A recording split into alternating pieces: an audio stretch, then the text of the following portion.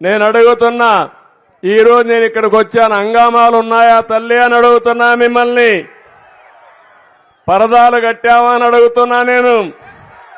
చెట్లు నరికేసావా అని అడుగుతున్నా నేను. ఎక్కడ అందరినీ హౌస్ అరెస్ట్ చేసావా అని అడుగుతున్నా నేను. మేము పాలకులం కాదు, సేవకులం. ఆ విషయం మీరు గుర్తుపెట్టుకోవాల్సిన అవసరం ఉంది. అంతకంటే నియంతలు చేయని పనులు చేశారు. దుర్మార్గమైన సంస్కృతికి శ్రీకారం చుట్టారు.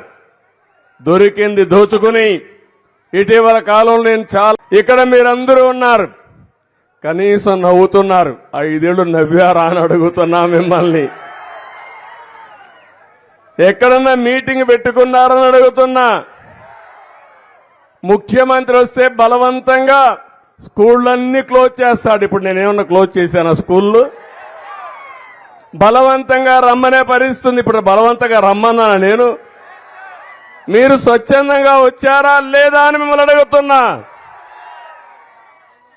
అంటే ఒక ముఖ్యమంత్రి అనే వ్యక్తి బలవంతంగా ఇంటికి ఒకరు రావాలంట. ఆయన రాజు కాబట్టి ఆ రాజును చూడడానికి. ఒక దుర్మార్గమైన పాలన.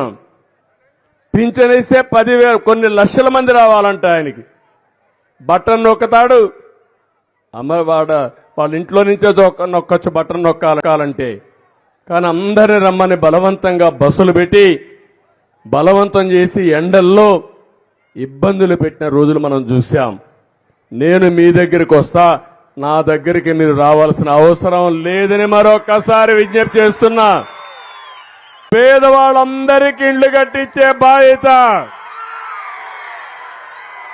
ప్రభుత్వం తీసుకుంటాం. గ్రామీణ ప్రాంతాల్లో 3 సెంట్లు ఇంటి జాగా ఇస్తాం. పట్టణ ప్రాంతాల్లో 2 సెంట్లు ఇస్తాం. ఇప్పుడు కట్టే ఇండ్లు కాకుండా కొత్తగా కట్టే ఇండ్లకు 4 లక్షల రూపాయల ఆర్థిక సహాయం చేసే బాధ్యత ప్రభుత్వం తీసుకుంటుందని చెప్పి కూడా నేను మీకు తెలియజేస్తున్నా. ఈ 4,000 రూపాయల వల్ల నీకు లాభం ఏంటి? లాభం సార్, దీని నుండి మేము మాకు నా ఖర్చుల కోసం నేను చేసుకుంటూ నా సంసారం నేర్చుకుంటూ నా బతుకుతాను. నువ్వు ఇచ్చిన భిక్షాన్ని అంటే మేము బాగా సంతోషంగా ఉన్నాం. నీకు తెలుసా ఎప్పుడు వచ్చింది పింఛన్? తెలుసా ప్రారంభమైంది సార్? ఫస్ట్ వచ్చింది 200 రూపాయలతో నుండి నాకు పింఛన్ వస్తాను సార్. 200 రూపాయలు ఇచ్చినోడు నీవే, ఒక అందమైనటువంటి ఒక ఇల్లు ఇచ్చినోడు నీవే, 1000 రూపాయలు ఇచ్చినోడు నీవే, తిరిగా 2,000 ఇచ్చినోడు మహానుభావుడు నీవే, తిరిగా 7,000 ఇచ్చి మహాయుభోగంగా అద్భుతమైనటువంటి సంభ్రమంగా చంద్రన్న పండగగా సాటిన వాడు మహా దయానందుడైనటువంటి నీవే. ఇప్పుడు మాకు మనస్ఫూర్తిగా 4,000 రూపాయలు ఇచ్చిన దయాసాగరుడు నీవే స్వామి.